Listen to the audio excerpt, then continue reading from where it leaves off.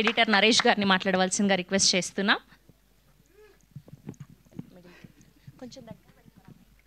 ఇక్కడికి వచ్చిన మీడియా వాళ్ళందరికీ థ్యాంక్ యూ అండి. కన్యాకుమారి అనే మూవీ అనేది చాలా ఇష్టంగా చేసిన మూవీ టీం అందరం. ఈ మూవీకి మధుశాలిని గారు వచ్చి సపోర్ట్ చేయడం అనేది చాలా థ్యాంక్ యూ అండి. ఎందుకంటే మోర్ పీపుల్కి రీచ్ అవుతుంది ఇలాంటి వాళ్ళు వచ్చి సపోర్ట్ చేయడం వల్ల.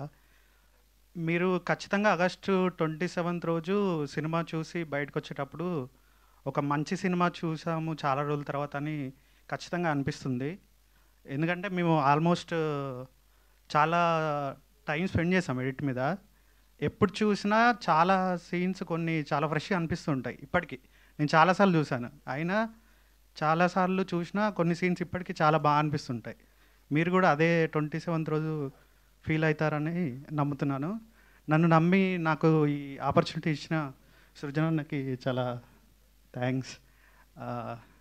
థ్యాంక్ యూ అండి.